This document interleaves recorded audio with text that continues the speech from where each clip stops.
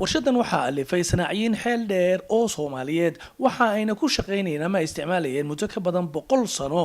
waxay ka kooban tahay hadhaaga baabuurta iyo waliba shaagag la isku xirxiray waxayna ku shaqeysaa maalintii litir baasiin ah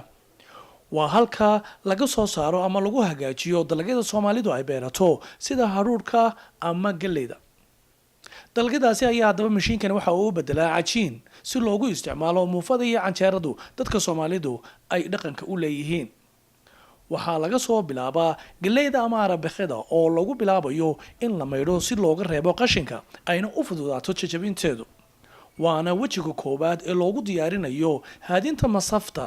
iyadoo oo kala saaraysa buunshiga iyo waliba inta la geynayo mashiinka ama qaybta cajiinka samaysa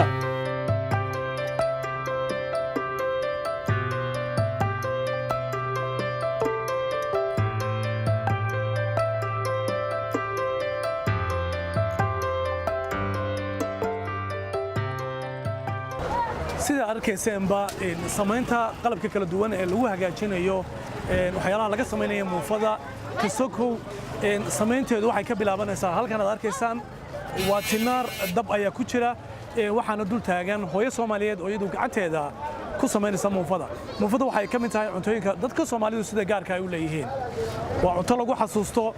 heesta loo sameeyay ka bixi jirtay barisamaadkii raadiyo Muqdisho ee halkudhigeedu ahaa muufo macaanay maraqa ku dhuuqaan doonaya muufo waxaan guda gali doonaa sida ay maamadan u sameynayso muufada iyo waliba halka ay ku dhamaato oo ah meel aad u qurux badan galleeya soo gadaysa waa dhambalaysa waa wareejinaysa tuun iyo daani waxaada u dhameystiray cusbo waa la soo daqiijina mug la soo daqiijiyo waa dubaysa bulshadana waa ka gadanaysa ninka cunan xoog weynow naqana xoogaa lagu yeeshaa muufada xoogaa lagu yeeshaa aad bay u fiican tahay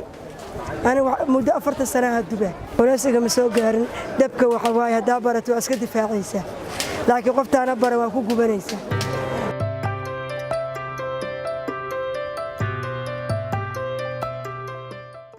marka dabka ay ka soo baxdo muufada iyadoo aad u kulul waxa lagu iidaamaa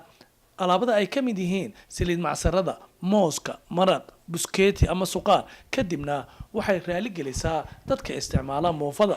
waxa wax taray waa muufada intaan cuninaha cunto intii cuntayna hasii badsato muufada daawa ku jiro waxa kaaga maraga inay daawo ku jirto galleyda maxaa Kenyaaga ay u cunaan sabuulka mineral buu leeyahay ilkaha waa adkeeya ciridka waa kabaa adoo waxa jeceshahay subax markaa soo kacay shaah iyo xalwa hadii la isku asiyo waad cunaysaa no wala fiican waxaan umadu kula talin lahaa hal cuno